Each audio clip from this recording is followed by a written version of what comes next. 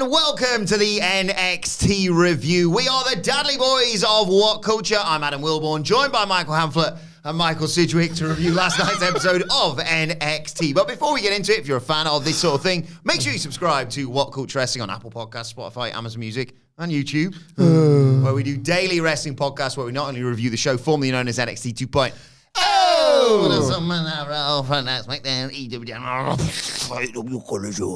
pay-per-views, premium live events. We have interviews, roundtable discussions, and a round of the week complete with a pretty good quiz, of course, on wrestle culture. As I said, they're joined by Hamflett and Sidgwick to review last night's NXT. My perfect show, I think. I was surprised to hear you say that when we came in. Maybe it was just because it wasn't the show we previewed. Still available wherever you get your podcasts and worth a listen. IMO, because it was decidedly different from the show we got. I'm curious as to hear your review of it and then decide, because I thought it was pretty mid one.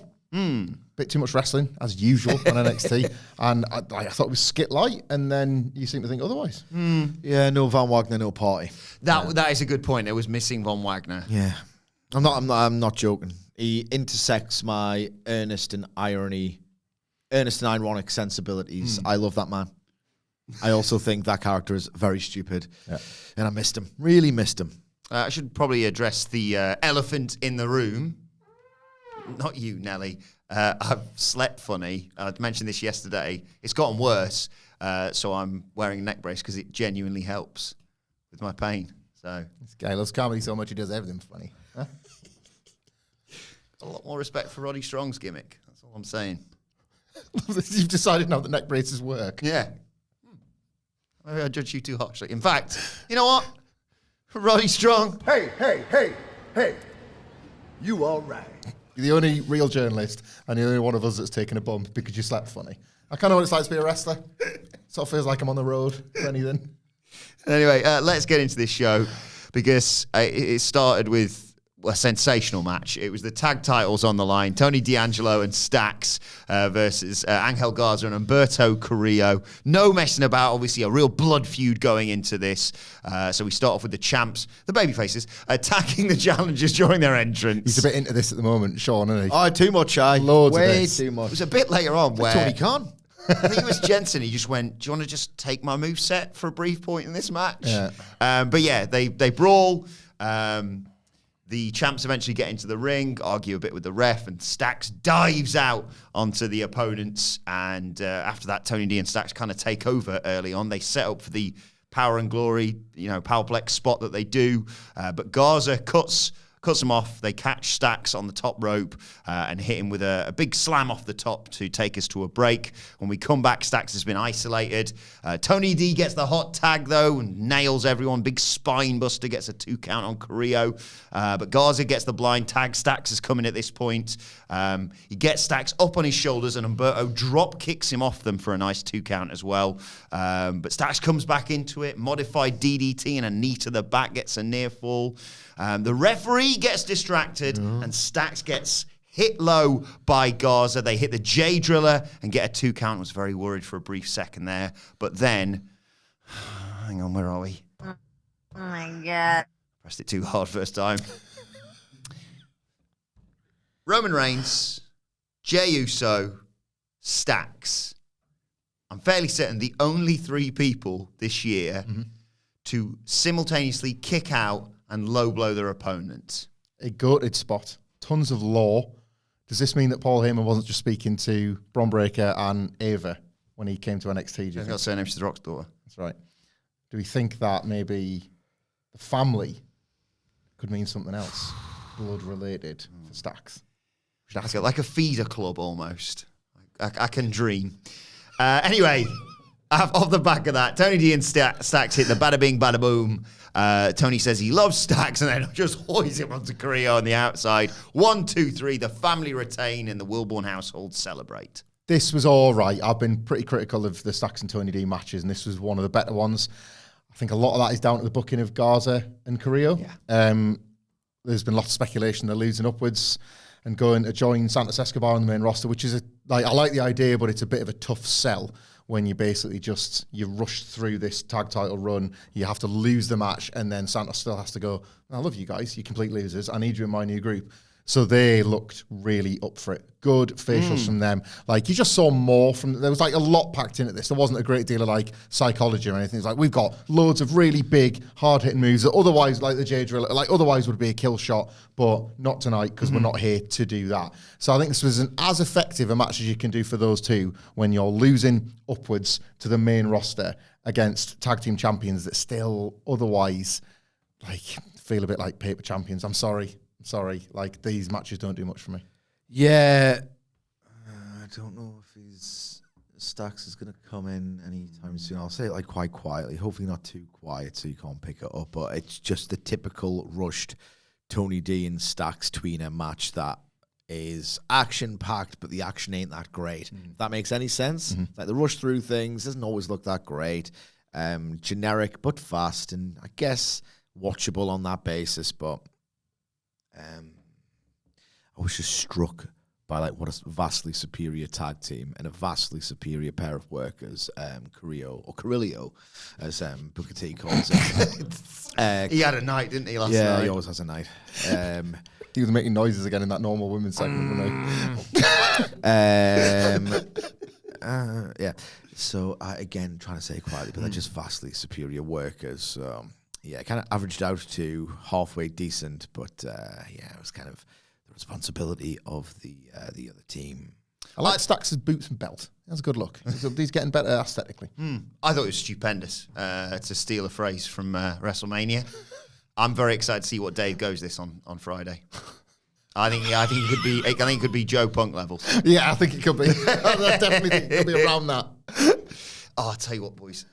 This neck is really causing me some jip. I'll quickly go and take some ibuprofen. I should have taken some before we came in here. Yeah, my arm hurts as well, actually. I'll tell you what, off the back of this, why don't you pitch, I don't know, who Stacks and Tony D could face next? I'll be back in a second. Sort his neck out. He's wearing this neck brace. You have had this arm issue for weeks, Sidge, and where's your brace? Where's your cast? Where's your... You've just gutted it out. I've gutted it out. You've worked through it. It might be like some kind of like tennis elbow, or you know, when you just can't really get rid of it without going to a physiotherapist. It doesn't really affect my life too badly. You reach that age, don't you, where it's you just get aches and pains. I don't know what his excuse is. Like, he'll be gone ages as usual. Hey, Stacks, you all right? I'm great. My neck is feeling great after the tag match. No problem. Good. What do you make of the tag match, huh? I thought it was all right. You know what? Damn good. You're all there. Yeah. You're hoy in the That cock. was good. You guys, you Brits say. I've only seen that on the main stage. Stacks, where you been borrowing that from? Yeah, took it from the tribal chief. Who better to steal from? Yeah. What's that expression? Talent borrows, genius steals, or something like that. Like that, Genius yeah. borrows. It's not Like mine. that. It's not mine. I like your mustache, Stacks. Huh? You got a nice mustache. Is that what this is? I was just, been pretty busy getting ready for the old title defense and kind of forgot to shave. So this has just popped up. But I tell you what, I never liked the idea of having a mustache, Sidge. But then it grew on me. Well, what is the deal with mustaches, huh? It's a little bit of hair on the upper lip. I have one. He doesn't have one, kind of. One day I'll have a fine mustache. And my career's just ended. My career has just ended. Yeah, it's a little bit of hair on the upper lip. I mean, that's what it is, isn't it? Yeah. You got it in one. But the problem is, Eli Cottonwood had about like 28 more seconds. Yeah. So that's a little bit of hair on the upper lip. Giggling prick Matt Striker jumping up and down like Jerry Lawler when Sable took a top off waiting for him to he ruined his life. The same old loser. Did I get him, Vince? Did I get him? That cat-kicking asshole. Yeah. So, three. Is NXT better now? Oh, vastly better now. Absolutely. Losers back in the day, huh? Well, how do you compare yourself to that loser, that rookie Daniel Bryan? Yeah, they could still learn a thing or two. Bring him back. Get him to learn a few reps at the Performance Center, and then, maybe know how to work properly, and maybe he wouldn't be such a goddamn snitch. But we could use him in the family. Sidge, 3 jokes, 3 questions for you. What do you call, speaking of facial hair, What do you call a beardless spy? Right, okay, so that's probably James Bond Yeah. or Bourne. What's Bourne's first name? Jason Bourne? Jason Bourne, James Bond felt exactly where my head went as well. A hairless spy. Yeah. Yeah, hairless, beardless. Beardless spy. Is there anything in 007? Or the spy who Yeah. shaved me. Good. But he would be the... Yeah, he'd be there, yeah. This is hard, this one. A beardless spy. So James Bond, GoldenEye, Octopussy. 8 of them. I don't know. I don't know, I Stax. don't know we get that trick. What do you call a beardless spy? You are so goddamn close. 00 shaven. That's one of the ones that we should have got, but they're not. Yeah, I've been disappointed in you guys. What is the difference between my ex-girlfriend and a walrus? Huh? Oh, Stacks. Stacks, man. What do you want from us here, man? Maybe a bit of a hospital pass for Oh, wait a minute. Feels like it. They're not extinct, are they? They just look like a mammoth that is extinct. Yes. Well, hang on. I might got this, right? So he likes his sort of broad, one would say antiquated Yes. comedy. Okay. Could say that. Yep. So if it's what's the difference between My ex-girlfriend and a walrus. I wish my ex-girlfriend's mother-in-law was extinct because I think they're descendant from mammoths. And that's, I think so. That's nice. Such, I like that. That's very Stacks in front of the brick wall early days.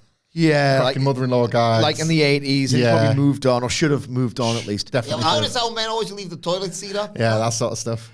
So what you saying? I'm going to go with, Yeah. I wish my ex-girlfriend's mother-in-law was extinct. Mother was extinct. Good. Not right. What's the difference between my ex-girlfriend and a walrus? One has a mustache and stinks of fish, and the other one's a walrus. Final joke. Final question for you, Ziggy. I'm not selling that. I'm not selling it. Glad one of you is. Final question for you, CG. What do you call... Fucking arse. What do you call an Italian's mustache soaked in urine? Picture that. So it's like pee or piss. Pee or piss. Pee or piss. An Italian's mustache soaked in urine. I'm feeling like a Spike. I'm feeling like James Bond trying to hop across those crocodiles' mouths at the moment. Yeah. Guessing any of these. Italian man's mustache that has been soaked in urine. Like Mario and Luigi both got the big moustaches, haven't they? Is there anything in that isn't going to get us cancelled? I don't know. No. What do you call an Italian man's mustache soaked in urine? A pistachio. See you later, guys.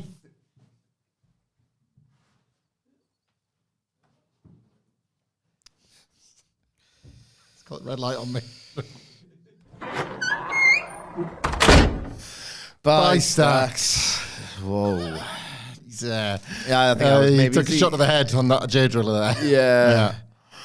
Yeah. Anyway, who's going to host then if he's got neck problems? Oh, I don't know. Because he's back. He's back. All right. He's back. Oh, yeah, sorry. Much better now. A bit of ibuprofen. What have I missed? Oh, Stacks. Oh, you're joking. He's flying off the rail. I think the power of being a tag champion is starting to go to his head. Yeah. What's funny about Stacks, and I don't understand this, right, is that he was probably born well after that kind of style of comedy when... How old is Stacks? Like early 20s, probably. Early 20s. We should know he's on May. Yeah, we've never just. He's kind of on... Is he on May? We just never asked, have we? 26. 26. So So he's born in... 97. Yeah, that's well gone. Yeah. So why does he do this? I don't, he must when he's watching tapes, Sean tells him to watch tapes, but instead of watching old wrestling, he's watching old comedy. Yeah. And he's thinking, oh, this is what I need to develop my character. Like Andrew Dice Clay and the like. And the like. Yeah. He's got a taste in... Because Dice Clay was completely out of the Dicegeist Nice. That's very by nice. the time he was born. And old enough to know who Andrew. Yeah. March 3rd is his birthday, so we best remember that. We better remember that. Is he our mate? You know, it's one of those things like when you like have a group of friends and then their friends kind of become your friends. Yeah. And like you're like, oh, are we like proper mates? And then the litmus test is always, could I go for a pint with you on my own? And you're like, ooh, I'm not sure about that. Could I go for a pint with Stacks? I think it would start well, but the more he has, the worse some of those jokes would get. That's the thing. He's like, that's like sober. Yeah. He's like that That's sober true, as a yeah. judge. He's got knee sort of filter, has he? You can't have crack with him about films because he's only seen The Godfather 100 times on his flights. Yeah. I don't know if I could have a... Don't say it, though. Mention it. Trained by Kane, according to Pro Wrestling. Explains quite a lot. Yeah, those beliefs. Anyway, back to... Maybe that's what he's got the red and black hat for, in a bit of lore. Maybe like a tribute. Yeah. Kane hasn't trained anyone. Has he? I think it's just like a performance centre because it's got... Why is Kane? It's Norman Smiley. With some young Knoxville right wingers, but I can't think of any wrestlers. Yeah. That suddenly Stacks is Stack as a producer now. Stuart Lee now. So we go backstage after that brilliant title retention for the family.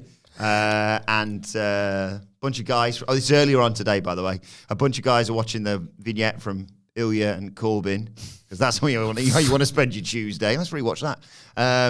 And there's... Is that what Chase Hughes for? Anyway, it doesn't matter. Yeah, I've got bigger fish to fry. This is normal chats, isn't it? in NXT? Yeah. And backstage is Axiom. And Nathan Frazer. When I'm cleaning windows. Having a chat, saying, God, he's made so many sacrifices, but I'd rather have Baron Corbin's life. In comes Ilya, and he's not best pleased by this. He's overheard it. And, well, I suppose he wouldn't say it was... It's one of those, sorry, I have to just bury the dialogue here. We do not do enough of this on NXT, and I'm going to do it more later on as this podcast progresses.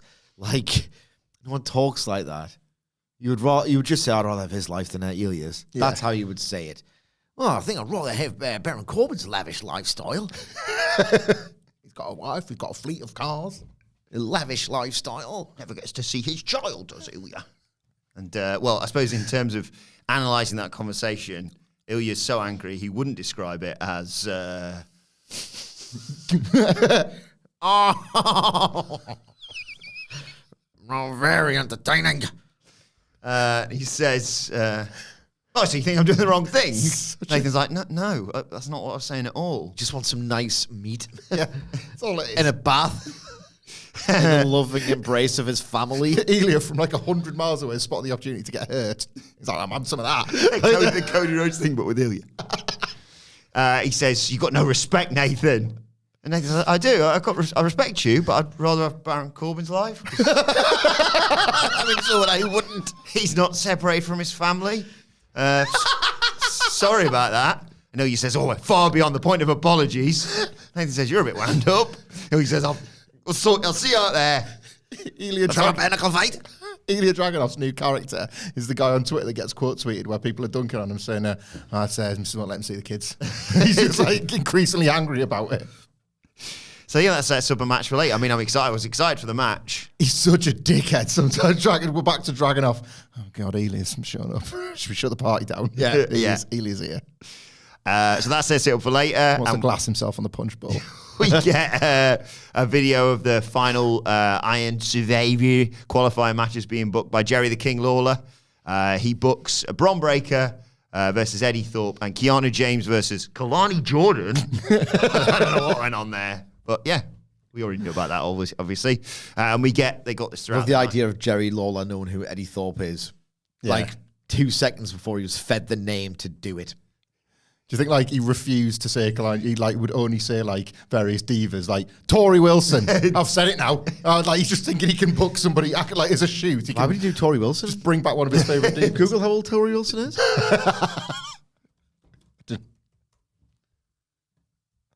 48. Knee chance. Yeah.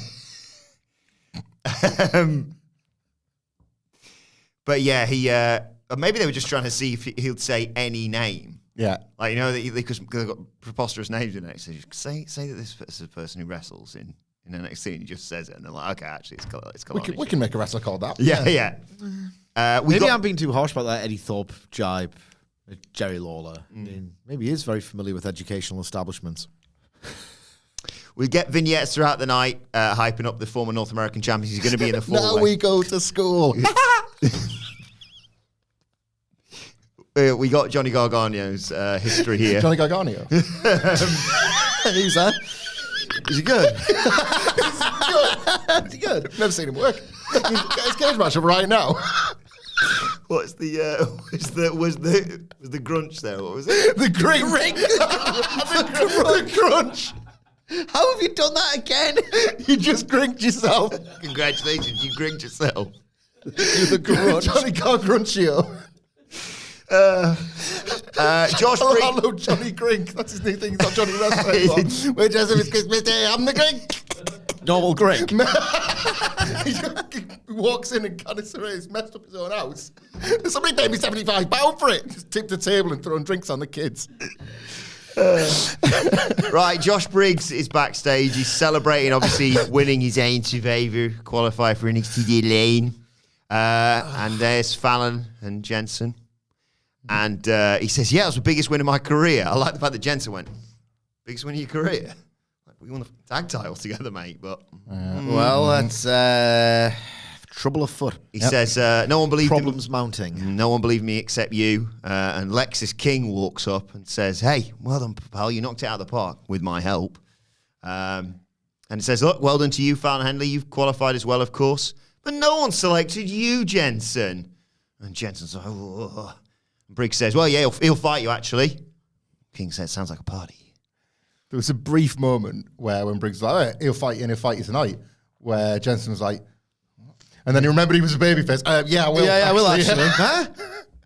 It's that scripted thing, like, you're putting me in friggin' matches. I don't come here to wrestle. Yeah, come here to get my bloody end away. It's getting closer. No, it isn't. It's getting further away. And we might have established that. It doesn't matter. Something's happening. Yes. Yeah. Something's happening. What's your favourite booking in it? Oh, something's happening. Something's happening here. I mean, a development on episodic television. Oh, this is great. But the development's full sex. Yeah. 2 hours of it. We get How long videos. before, if that ever happened, Wilborn, how long would you get before you got bored? If it was just NXT, 8/7 Central, USA Network, it's just Brooks Jensen and Fallon Henley having full penetrative sex for 2 hours. Maybe a bit of foreplay here and there. How long would you watch that realistically? Last. Because I'll watch it for. Carry on. That's like the debut episode in CW. Celebrate moving networks. Full sex. Nikita Lyons is kicking and stretching and doing all that stuff. And she's in the crowd. She's going to come back soon from injury, which is good news. Happy for her. She was attacked, if you remember. Oh, yeah. By, again, like Jerry Lawler, Blair Davenport, when really we all know that it was Indy Hartwell. So how they going to square that off? She didn't seem that bothered. Like there was no like, I'm going to get you, Blair. It's like, yeah, I can't wait to come back. Yeah. Somebody like took 8 months off your career in an attack. She's happy enough just doing a punching bag and shit. Yeah. Not like Detective Steve Austin in the year 2000. Yep. I'm going to find that asshole and I'm going to ruin everybody's good time. Speaking with a dead man. Yep. He sucked as well, didn't he? Yeah. Another Iron Survivor qualifier next. It was Kiana James versus Kalani Jordan.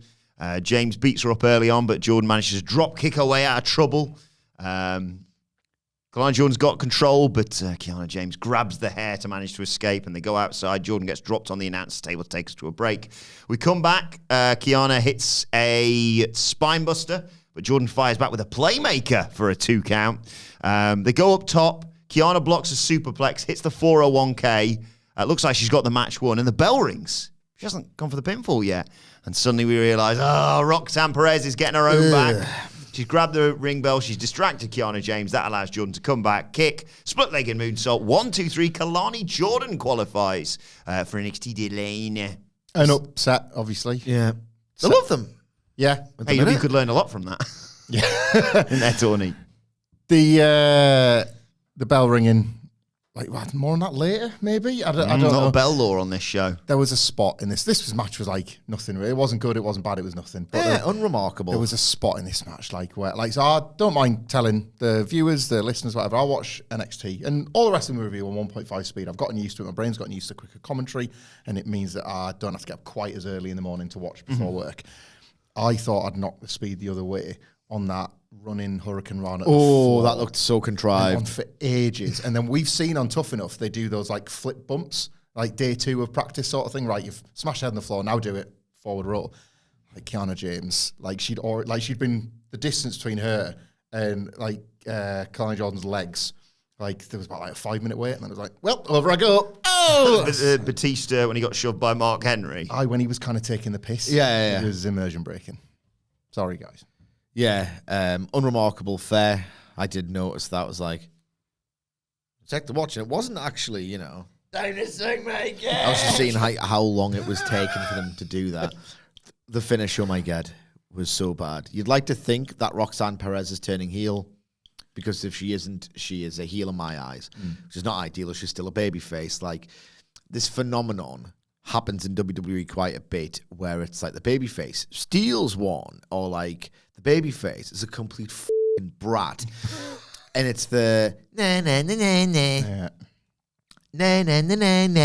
I just put a prank on you. Then that stupid, smug, obnoxious face as if to say, oh my God, children playing children games. I feel like I went 20 years, 23 years. I remember one specifically. It was the Hurricane beating The Rock, which he should be very proud of, but it was basically, I don't even think his music played. I think Steve Austin's did. The first time I remember vividly a babyface celebrating on his ass on the ramp. Like, I shouldn't see that shot ever again. And yet it's the most common celebration when I think of a WWE babyface celebrating. I did it. It's sitting down on the ramp because they've rolled out and a heel's like, you bloody got me with your wrestling move. Yeah. The worst. I got a bit sad next because there was You don't get sad, Will Paul. there was a hype video for Cameron Grimes, and I remembered better times for him. Not gone great for him up on the main roster. So they hyped him up. And then the Alpha Academy are there. Gable talks how close he is to winning the Heritage Cup.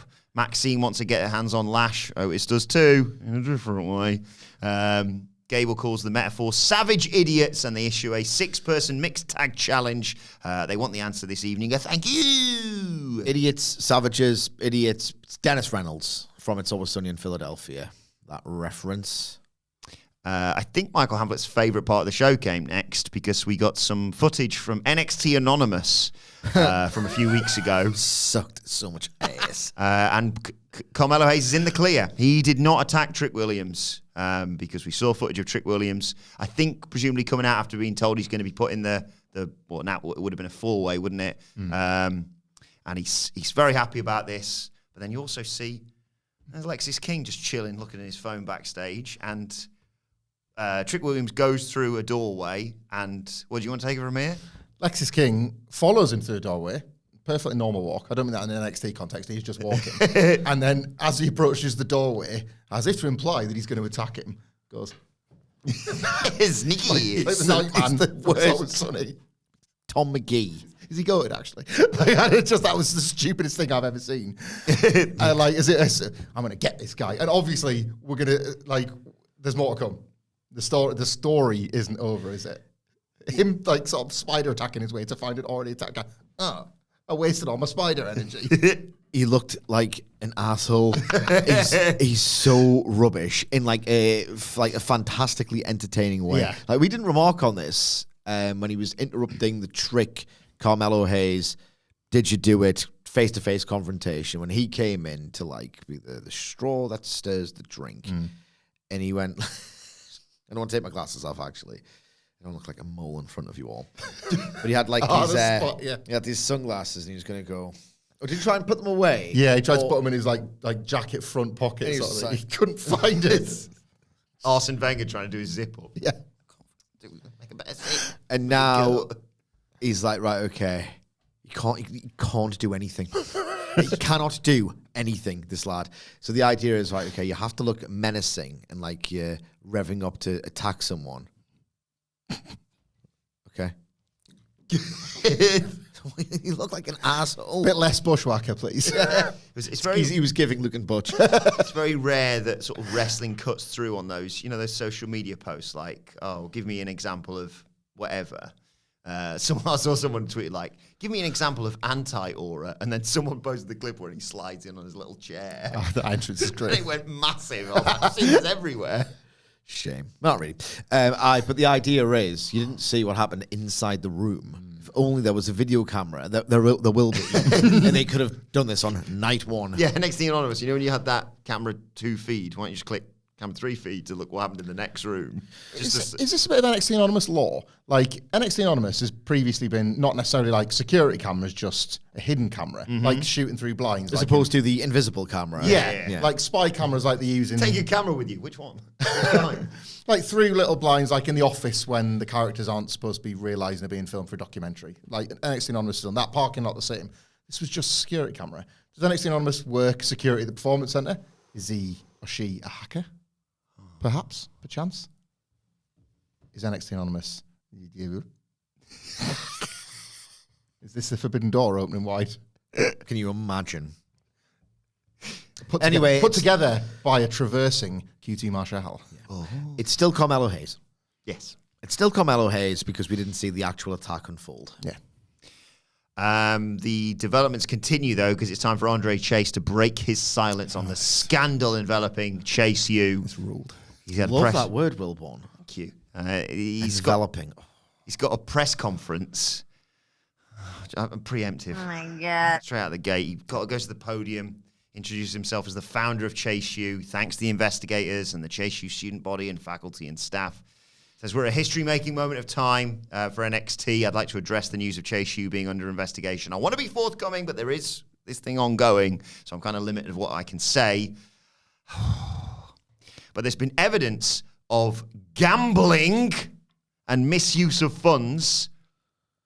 It's all true. Chase U is in severe debt, but he's going to try and work to pay back the debts and restore Chase U to what it is. That's all he can share for now. There's some questions. He says, look, it is a significant amount of money. I have my suspicions on how it's been leaked, but I can't share them. And he also declined to say who he was in debt to. It's the family, probably. Yeah. But he apologizes to the student body. He's going to address them at the next assembly, and then he concludes the press conference. Oh, my God. Wow. Amazing. Duke Hudson stood right there. Love that. Like, the lore of Duke Hudson, the poker player, not just that, the bad one. He was quite poor. Gambling losses. Because Cameron Grimes beat him. And Yeah. He got frustrated, and then they had a match. It was it was basically just high card. It wasn't even poker, was it? People are too thick to understand what poker is. So, what's the highest card you got? I got 7. Well, I got an 8. You lose. Oh, you lost all your money. Nice poker face, asshole. But as well, did you see JC Jane looking a little bit nervous? Nervous and knowing, right? I realise that we've been wrong all along. You know how we've always kind of taken the followed by a really good thing in your life? The misappropriation of the funds is for all the good stuff. Where was the budget for Thea Hale's new outfits and attires? It's like 80 quid. Where was... It's like 80 quid, maybe $200 bucks. Yeah, but have you seen JC Jane wrestle? She wasn't earning it from those matches. So, like, she's gone to Chase U. She's found the safe where the money's kept. She's got a new entrance theme. She drove up on a car. She had a motorbike that one time. Like, Thea Hale's been living large with JC Jane. Do you think instead of like, you know, like the safe that has like the turn lock, it's just got a keyboard and they're just like, well, he does CHASE. Oh, there it's quite a sophisticated one. It's facial recognition, but JC Jane pulls every single one, so she gets in straight away. Remember that one? Which one, John? Remember that one. Is that when she got like busted open and she had to go right in her defense? Yeah. She tried to be like, right, okay, I can improvise in the moment here. I could look like I'm deranged by the scent of my own blood. Yeah. She went... She did.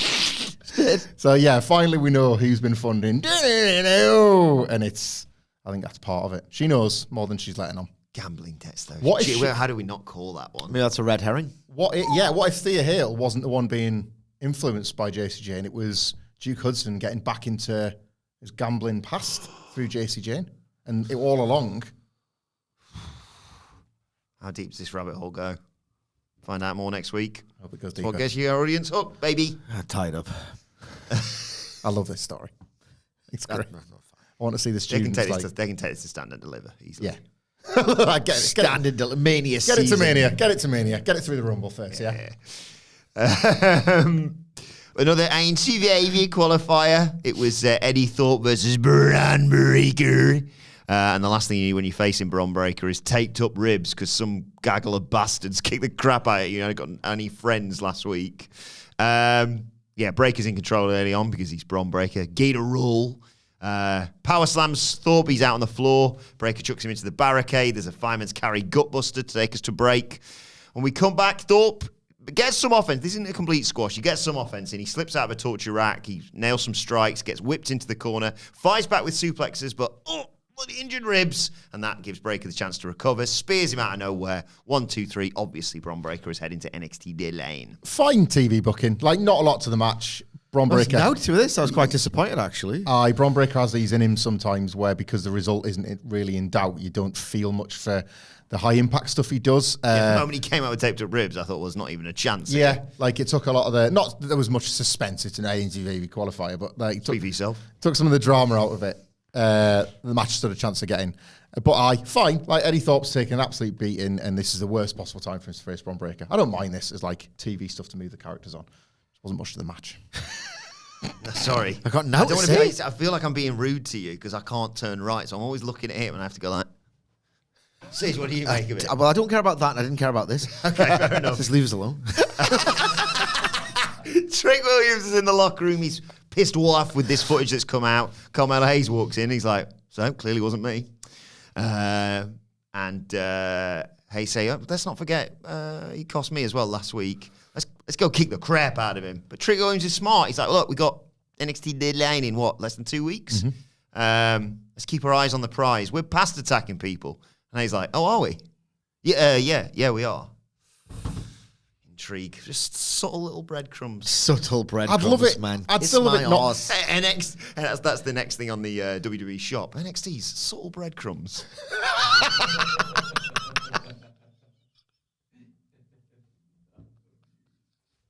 I'm not amused.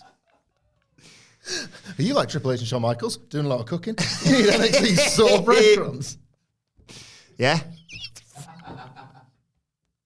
Carry on. Anything else you want to say about this? I don't think it's going to be Carmelo Hayes. I think they're going to make you think it is right to the point, and then NXT Anonymous has another tape, and it's Carmelo Hayes, like time and date, just in a different building or something like that. See, I told you, right at the point when Trick thinks I've got you, caught you red-handed, and then there's a third man, but I don't know who it is. The third man. Good cop, bad cop. It's time to play the game! Time to play the game!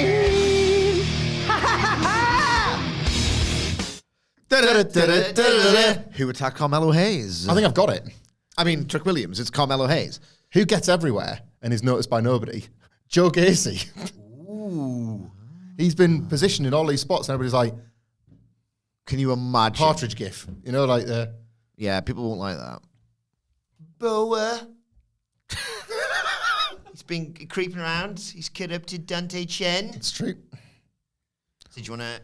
What if Boa Yeah, Boa doesn't even know he's done it because he's had that like spotlight demon thing? Yes. And he wakes up and he's like, "What's the problem?" Oh, God. Oh, my God. Oh, a horrible thought, but also possibly quite a good one. I can't decide. You can help me with this. What if it's Von Wagner, but he doesn't remember it?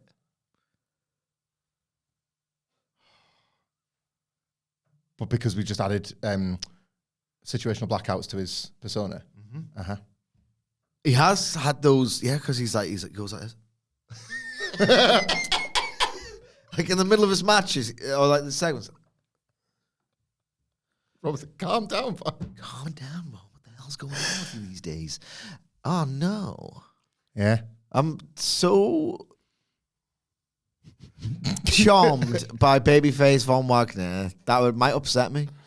I've talked before, right? Let's not get too philosophical about the state of modern wrestling on a Knockabout NXT podcast, but you can half understand why friendship stories are in vogue because, like, heel heat is the dragon wrestling has chased for far too long because you can't really get it anymore, and yet every kind of most storylines are premised on that entire thing. I think that's why I argue for a more sports-oriented presentation. Like Puro-inspired, like heavily skewed on competition and all the rest of it. It's like Heat, in the traditional American sense, is this literally a lost art, and yet it's all pivoted towards that. But Von Wagner, I'm so charmed by him that I would be upset. You'd really be heartbroken that he's got that in him. I didn't think he'd had it. Yeah, I didn't think he was that kind of wrestler. Best heat angle ever, we both agree. It's Jake Roberts, Randy Savage, and the Cobra. Because I mean, Jesus Christ, right? Oh, it's impossible to look at it. If that happened in 2023, do you think it'd be like straight away, guys? Don't worry, we were chatting about it back. Would that suck the heat out of it? Like just like that? You wouldn't feel it. Yeah. For the audience that AEW, let's face it, gears itself towards, we've seen it all. Old husks. And a shoot snake bite in AEW. Could they like get that one over in the way that make it as effective as it was? Nah. No. And imagine that, like you get bit by a cobra, and it's like, and the fans are like, "What's next?" Yeah. AEW willingly chases an audience with its wrestling how it should have been for 20 years approach. Oh, that used to be the case. And the problem with chasing that audience is that audience knows, well, it's all a complete sham and, all the rest of it. And yet you are going for the earnest heat and heels and all the rest of it. Just like wrestling. Writhing in pain. He's like, "Oh, Cobra Jones over here." Wrestling is genuinely inherently flawed on that basis for me. We don't believe the baddies anymore. Yeah. That development has made me more invested in who attacked Trick Williams than who the devil is in AEW. I don't care about that. He doesn't care about the devil. I like the devil. But Bit of you, nobody that, else does. isn't it? Yeah, no one gives a toss about the devil. No one cares about the devil. I just like, who's in the mask? Somebody's got like pulling off masks. is great Someone in tweeted wrestling. us, I'm sorry, I forgot your username, saying they haven't really lined up the suspect. It's like the absolute pivotal mystery thing that you do. People were quite You enjoying the have Adam Cole suspect. Yes. button thing last week when they reached into his pocket Yeah. and then the Was lights that go tweet off. that did That's that? like a suspect. You meant to have suspects. Yeah. It's like the usual suspect. First 10 minutes. It's in. Yeah. You know what I mean? I did tell you about that, didn't I? About when I watched showed my housemate The Usual Suspects. I'm obviously buzzing. Classic film. Spoilers probably follow. Yeah. No, not necessarily. He I thought he was in recent 1995. yeah. It's just we started watching it and we sort of had it on and he was sort of watching it, looking at his phone. And about 10 minutes in, he went, "Who's this Kaiser Soze bloke?" And I was like, right, off it goes. what are we doing here? Right, back to NXT. Roxanne, they're just having a normal chat in the locker room. My new favourite thing on these shows. Goes, do your impression of one of them just... So, it's such a narrow space. They've all got to line up in front of a camera where there's a width less than this table, with which between the camera and all the women. Yeah. Typically about 6 in shot. It's this WWE obsession. It's got to look natural. You've got to have people there. You can't have 2 people in an empty room. But then 2 characters have to move to the front so that us, the thick viewer, know, don't pay attention to the background, guys. It's what's going on right here that matters. But all the background wrestlers, are being told, well, you can't all stand the same because that doesn't feel real. So they've all got to take their own pose. So you've got one person that's like, and then another one's like, oh, she's got her arms folded, so I'll do this. And then there's another one like, oh, they've got their arms folded down there. So it's like...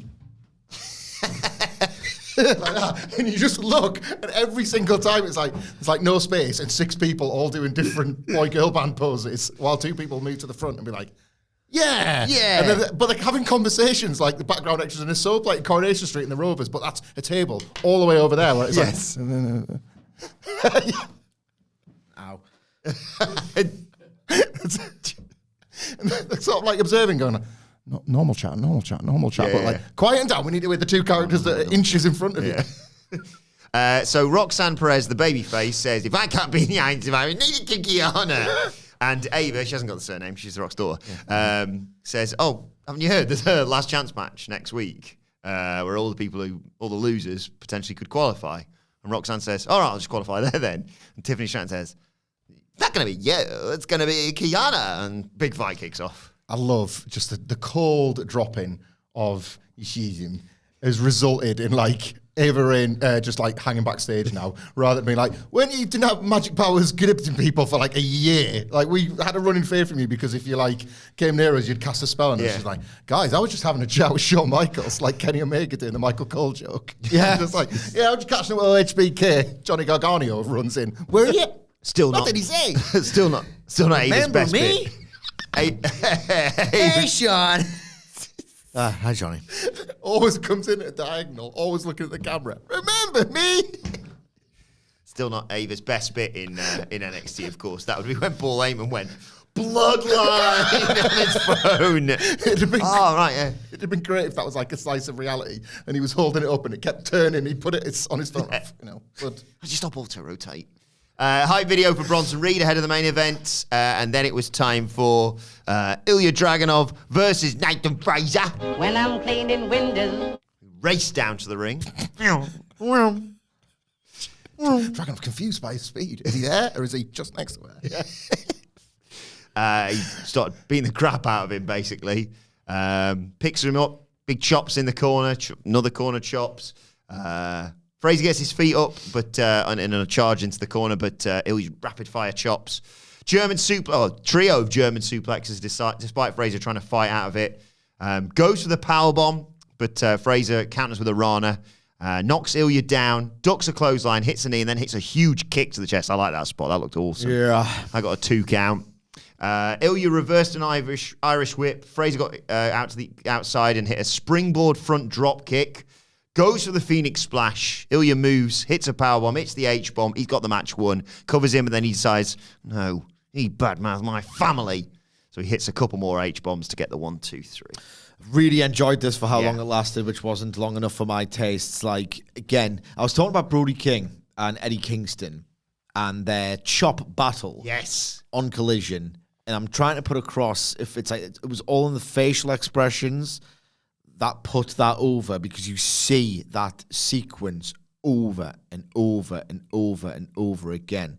You also see in modern wrestling, which is getting really, really homogenized, and it's kind of bumming me out, over and over and over and over again, I'm going to use the last bit of adrenaline in my body to kick you, and then we'll do the double down.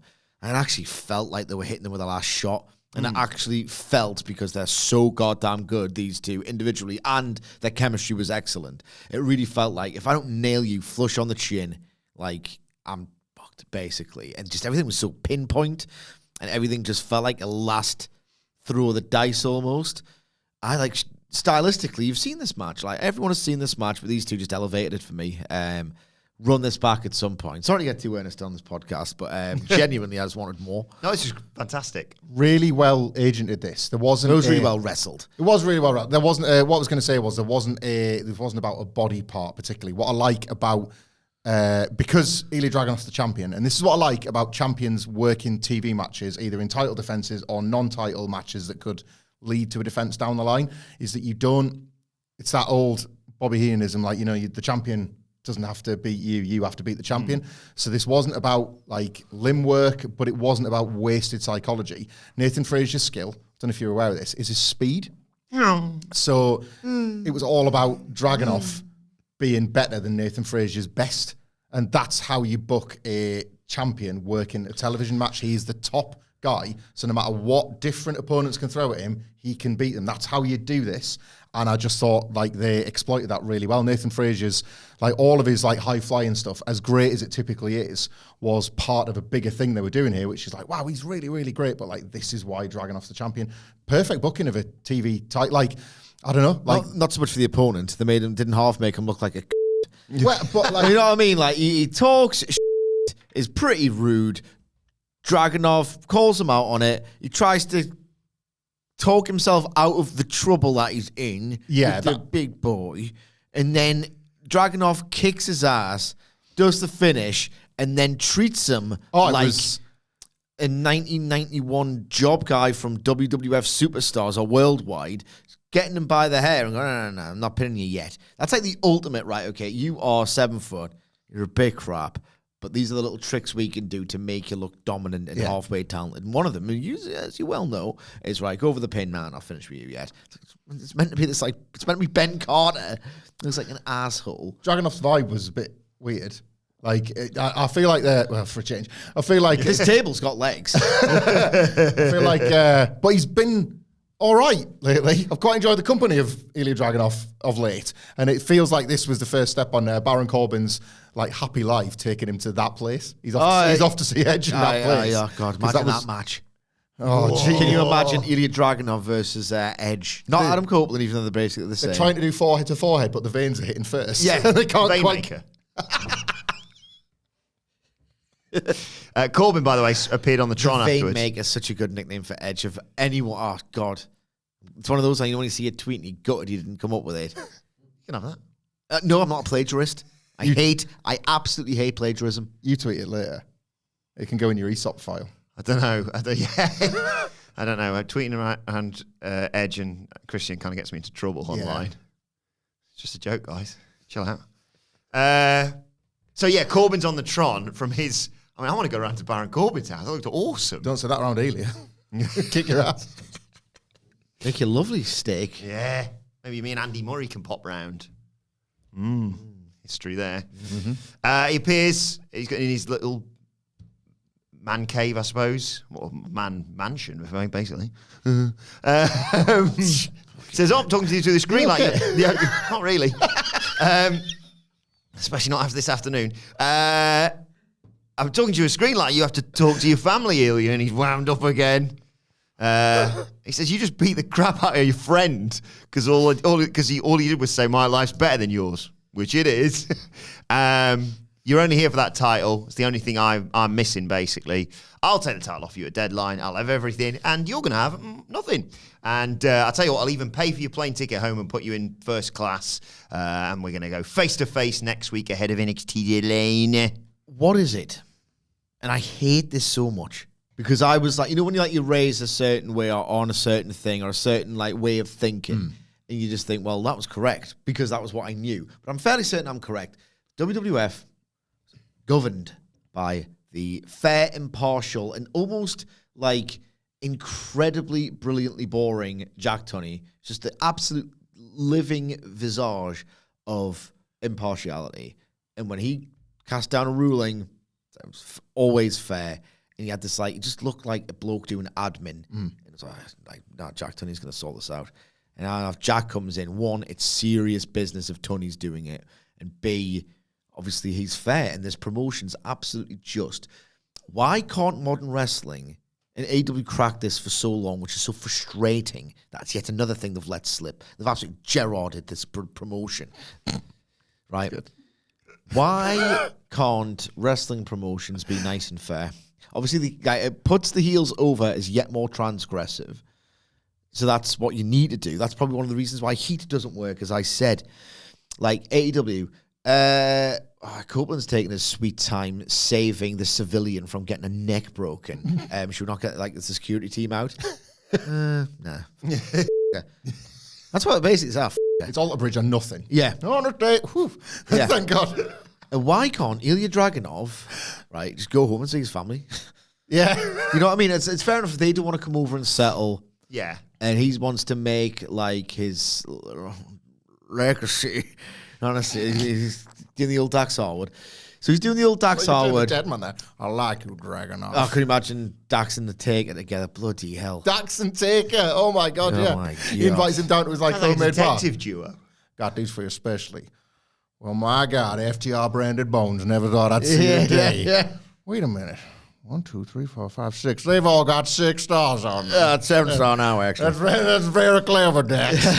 Because you hate work rate and critical acclaim, and your gimmick is being insufferable about it, even though you chase it in all of your matches. Anyway, why can't they just say, right, well, I don't know if they do the logo loop NXT. Maybe they still do. Even if Dragunov's not going to They be do there. some house shows. Yeah.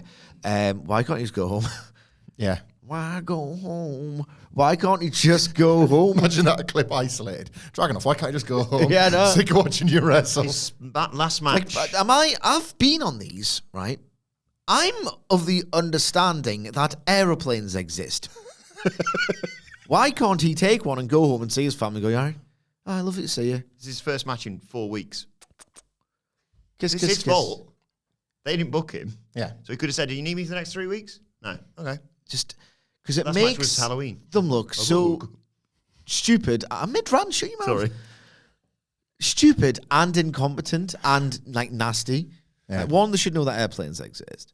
So that's stupid if they don't say, you can just like fly home for a few days. Like, it might be a bit of a pain in the arse, long flight, all the rest of it. Like, There's a Von Cord. yeah, shut up, man. I'm mid-rant. And like, what, will they just not let him? Maybe he's a heel pilot that we've not been introduced to yet. I hate his. He's called like frequent flyer. He's got like good aerial moves, but he's a heel. Maybe it's Nathan Frazer. And he calls himself first class. First class Nathan Frazer is his next gimmick, isn't it? Like he's tried being fast, he's tried telling the truth, and none of that's worked. And then he can wear aviators, and then Von Wagner can go, hey, take your sunglasses off, you're inside. Piece it together. Yeah, you have. NXT's the f***ing best. Right. How does it always end up back there? And to sum up, Anyway, there's a big plot hole in the story. Speaking of which, how great NXT is. Lyra Valkyria is backstage. Yes, go with. Mackenzie congratulates her on her win. She says, what's next? And Lyra Valkyria goes, deadline. She's waiting to see who wins the NXT Baby Challenge. But it doesn't matter who it is, it's going to be. And then Fallon Henley walks in and says, yep, looking forward to it next week. I'm going to win at deadline. And Lyra, babyface that she is, says, good, I'll look forward to the match. And in amongst all this, I had to rewatch to make sure it was the right person. Tatum Paxley peeks around the corner and says, it doesn't matter what you do. Lyra Valkyria. That's who that was? Yeah. Oh, why is she like that now? I don't know. She's been Well, that's the intrigue. That's the beauty of NXT. That's why you got to tune in next week. She'll beat you anyway, Henley. I love that as a tagline. Why are you like that now? Tune in. It's like that. Right. I hate... She's like that. This was... You know when people say, it's so much better under these best promoter and cookers of the year, Shawn Michaels and Triple H. Now, the only right... Seasoned with breadcrumbs. I love how, right, okay, I understand, like, they're doing, like, it's a growth product and all the rest of it. It doesn't affect me how many Yanks are watching these shows, so I will go with the booker who's actually competent and vaguely constructs a real world and just doesn't do really stupid shit that pisses me off, right? I think that's who I'll book for, right? And the only question about who's the best promoter and cooker of the year is it Triple H or is it Shawn? It's one of them. It's only one and they of them. make you stare at your hands. It's only one of them. That's what they do. This, like, you could probably watch it on YouTube if you want. Don't. The absolute epitome of, right. Our audience are stupid thick despite us saying over and over and over again. Nicholas, you'll edit until your heart's content, lad. Over and over again what the rules are for the Iron Survivor and what the stakes are and all the rest of it. Right, they're so thick that, again with this, we'll have to explain it to them again. So they have this absolutely horrifically unnatural conversation masquerading as that, but they're basically just trying to tell you the rules again. Yeah. Well, Lyra, you know that it doesn't matter if I go in first or last because someone has to come in first or last for the Iron Survivor. I'm going to win. Well, fellow babyface, unlike the people whose characters I've just explained again, even though you've been watching them for months, Blair Davenport's dangerous in a car park, Lash Legend, the name sounds a bit like Leg because I'm a comedian. If I have a match with you, fellow babyface, I will look forward to that as we have a respectful competition. Here's a wacky supernatural geek now.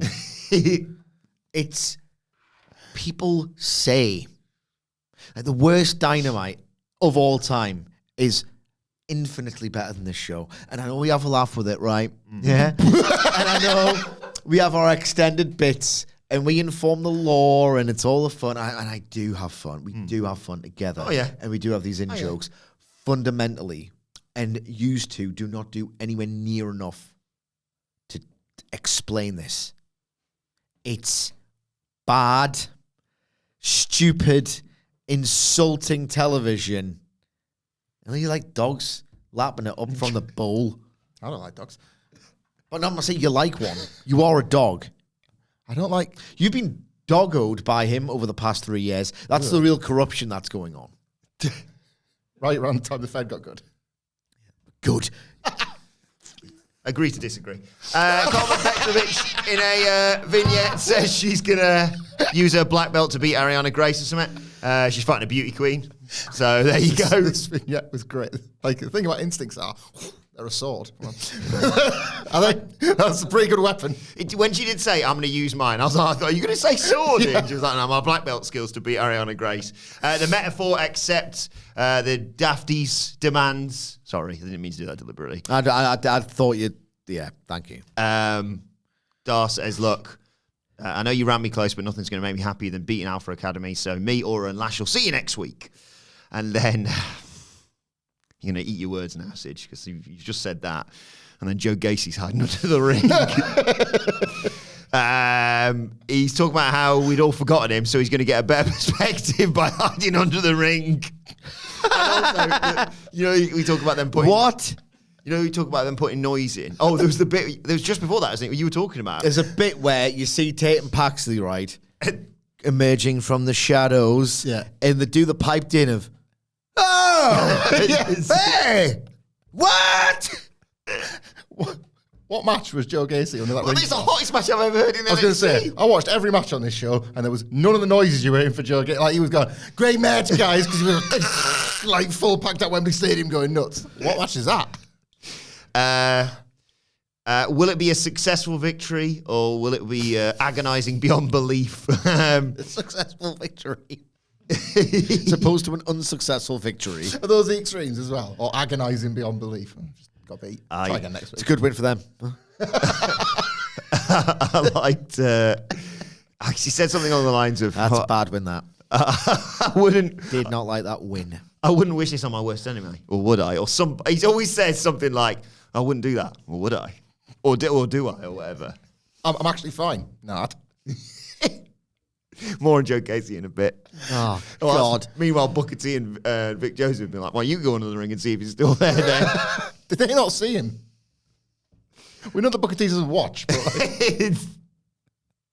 Ariana Grace versus Carmelo Petrovich came next. Grace powers Petrovich in the corner and offers her the chance to kiss the ring, but Petrovich takes over and offers her the chance. Petrovich gets a 2 off a roll-up, but here comes Joe Gacy from underneath the ring to steal a ring belt. Wait. And they're like, what's going to happen? Come back after the ad break, find out. Are we even going to have a wrestling match anymore? Yes. This was the week I started to enjoy Joe Gacy, by the way. Carmelo Petrovich, when we come back, is in control, though. Lays into Grace. Spinning kick to the back of the head. There's a back kick as well, a cover for a 2 count. Grace gets sent into the corner. They sort of do a bit of like hair pulling, won't let go, so the referee tries to get in between them. That allows Ariana Grace to hit a thumb to the eye. Fireman's carry slam, gets a 1, 2, 3, but there's no bell. And then Joe Gacy's in the crowd going, yeah! It's the best. Shut up, man. It's the best. It was good. It was stupid. It was, I enjoyed this for how stupid, in fact, it was. Because it's one of those where I like it when wrestling does this. Like, obviously, ironically, when it's like wrestling's so stupid that when you do something and bring attention to it, you just realize, oh, actually, this is even stupider than I could have thought. Oh, there can't be a winner. There's no bell. Yeah. I'm sure if there was like in football, if the referee's whistle broke, they would just do some kind of improv where it's like, oh, it's over. The whistle's not working, but the match is over. Or like the referee would just, I don't know, like have a second whistle. Something. Yeah. Like, you know what I mean? Like something. It's like remember the time when they cut off the tag rope? Yeah. It's like you can't tag in now. Oh, no. Well, can we not just pretend it's there? This whole segment... I just touch the turnbuckle, sure. Yeah, that's basically the same. Yeah. The whole segment was a rebuttal to your rant because everything you've said is true, but I absolutely flatly refuse to hold this show to a standard because if I did, none of it would... Like, none of it... Yeah, what are we doing here? Switch it off straight away. The only thing that was made this better... The dialogue on Raw isn't much better. Is Joe Gacy going to... Shotzi Blackheart can't cut that promo in that style and you can go, it's probably better than AEW this year. It isn't! It isn't! Look, let's not do Shotzi as a gotcha. I, joyously rushed into the office on Monday, post-Survivor Series, considering... That was the best thing about the weekend. Here, Sid, come and have a look at it. It was the best thing about the weekend. You need to see Shotzi's promo right now. The only thing this would have made this better because they got to the ringside and the bloke who rings the bell was just like. And the only thing would have made it better if the announcer had gone ding ding ding ding ding. But she just announced Ariana Grace was the winner, and then Joe Gacy did the honours. Is he going to boot like Vic and Booker out of the commentary table next week and say, "How do we know that the match is even taking place? Because nobody's calling the moves." Yeah, no. Just totally steals everything that involved. Don't need a ring anymore. That's gone. He could be. Honestly, he's going to be heavily involved in like the whodunit attack angle because he's just going to get access to all the cameras. Okay, he's a wild card. And the problem is if he gets... Is that what Joe? He breaks all the cameras because he hoys them off roofs, doesn't he? Main Mackenzie's... event time? No. You want him to get his ass kicked, this current Joe Gacy character. He needs to get tapped. Yeah, I guess. Mackenzie's chatting with Wes ahead of the main event, and he talks about basically having to put it all on the line. If he loses here, he's never getting another shot at the North American Championship. No risk, no reward. But before the main event, it's time for Brooks Jensen versus Lexis King. Carmelo and Trick are watching this backstage. Jensen starts fast, rolling kick to the head. They roll out to the floor, and they're fighting out there as we go to a break. King's cut Jensen off as we come back, but Jensen just steals Shawn Michaels' moveset, effectively. Inverted atomic drop, and I think there was a sweet chin music in there too. Johnny Gargano kicking things over in the locker room like, do we not talk about this? You can't use those. They're all mine. I want to impress him. He got a 2 count on King off for a missile drop kick, but Carmelo Hayes, during this was like, I'm just going to go and deal with some Trick. Wonder where you're going. Comes out, tries to interfere, but the distraction actually he accidentally allows Lexis King to wing. Hits the coronation for the 1, 2, 3. Right, match was pretty rubbish, wasn't it? Let's be honest. Of course it was. Does Shawn Michaels think that like him getting Lexis King is like WWE getting Cody Rhodes? It's like, we're going to push him straight away. He's everywhere. Think about it. Like, he's involved in the biggest story on the show. He's had like, 3 matches, big wins so far.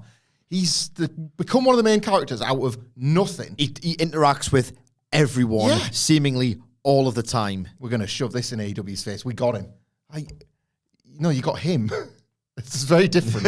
It's like they've wanted him for years. Like in years, I finally got him and cannot get enough. Like Vince McMahon, the things I would do with the Giants. Yes. Turn him 35 times. Yeah. We get an amazing video package reminding us just how goated the Iron Survivor Challenge is ahead of deadline. Or if you want to see it another way, spelling it out for all the idiots out there. And there's a last chance, Fatal 4-Way next week, which will obviously preview. And Dom joins the commentary for this 4-way, the North American... I was going to say the North American Championship number 1 contenders Fatal 4-Way. It wasn't that, was it? Because Dom on commentary, brilliant, cowardly. I never said that. Yeah. No, I said unless Wesley wins, there's no title match. Which again is so strange. I pointed this out in the preview yesterday. So Bronson, Johnny Gargano, and Cameron Grimes have basically come and collectively decided, let's try and spoil Wesley's chance to get the title shot. Yeah. If they agreed upon that, well, which one of us is going to win? It doesn't matter. As long as one of us beats him, and then we can go back to the main roster having ruined his life. Yeah, just happens to be burned down in NXT. Doesn't that favour Dominic Mysterio? Well, we don't need to think about that. Let's just ruin Wesley's life. Nobody asked that question. I love this match, I have to say. Reed obviously cleans house to start because he's Bronson Reed. And we go to break early on. When we come back, Reed's just in control. Delayed vertical suplex, Uranagi. They basically have to team up to send Bronson Reed to the outside.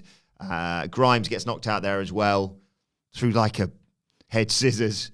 But as it happens with these matches, head scissors, which means, right, you're going to lay down for like 10 minutes. So Gargano and Lee can do some stuff together. Eventually, Reed climbs back in. They all team up. Reed caught Gargano and then Lee for a double Uranagi. He caught a kick from Grimes and slammed him down. He put Grimes on his shoulders. Grimes went for a sunset flip. Reed stopped that, though. He caught a crossbody, but Gargano catapulted Grimes headfirst, not to the moon, into Reed's cock to knock him down.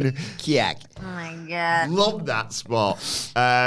Grimes is in control then off the back of that, on taking over on Lee and Gargano. There's a diving drop kick off the ropes to Gargano, a back elbow to Lee, and double Ranas to Lee and Gargano. Lee dives through the ropes onto Bronson Reed. Gargano hit a kick to Grimes on the apron and dived onto Reed, then onto Lee, and then one more onto Grimes. Big Johnny Wrestling chant. Grimes and Gargano get back in there. Well, actually, Gargano gets back in with a slingshot spear, but Lee breaks it up. Lee hit Meteoras on Grimes and Gargano. Reed cut him off as he went for one on him, though, and hit a DVD for a nice near fall. Grimes hit a big crossbody on Bronson Reed for a 2 count, and then... Oh, my God. Bronson Reed has got Gargano in a power slam position. Grimes is ends up on his back in a Samoan drop position, and then Lee is on Grimes on his back, and Reed hits all 3 with a Samoan drop for a near fall. The crowd loved this. And then eventually they team up and hit a triple power bomb. Well, they all hit one power bomb off the middle rope on Bronson Reed out of the corner. Grimes hit a running Spanish fly on Wesley for a 2 count. Gargano puts the Gargano escape on Grimes. Lee has to break it up with a senton. Reed hit a buckle bomb on Lee, and sentons on Gargano and Grimes. Hit a pop-up slam on Lee, threw him into Grimes and Gargano. Goes up top for the tsunami, but then in comes Ivar to attack him off what happened on Raw, and they eventually just fight out to the back, leaving the 3 lads left. Lee hit a crucifix bomb on Grimes for 2. Gargano hit a super kick. Grimes hit the cave-in for a near fall on Gargano, and then Lee hit Grimes, I think it was, with the cardiac kick for the 1, 2, 3. Wesley wins. He's going to NXT Dead Lane to face Dominic Mysterio. There was a stare down afterwards, and then just enough time to skip to the car park where Roxanne Perez and Kiana James are having a big brawl to close the show. This was really quite fun. It wasn't so thrilling that I was losing my mind, but it wasn't so contrived where I was like, oh, this is just stupid, even though it was quite contrived at points. It was just met in the middle of those 2 things, and I had fun with it. It wasn't blow away great. Like, if only Bronson Reed had an aura. Yeah. Like, they know how to book him. Yeah. They know how to lay out matches that flatter him. If he only had this sort of mean vibe to him. Instead, he feels a bit, I don't know, like pissy and petulant. That if only he was mean. It really impacts stuff like the powerbomb spot, doesn't it? Like, that is such an effective spot, but by then you're not sort of thinking, it was good, it wasn't that hard. Yeah. You should be thinking, like, imagine doing that on the Big Show. 3 of them are like Primera Big Show. Jesus Christ. Like bear with a sore head or whatever. Yeah. If only he had a proper aura. Because they get him kind of there get him. They get him and they like him. Can they get him there by Elimination Chamber? You can't get someone an aura.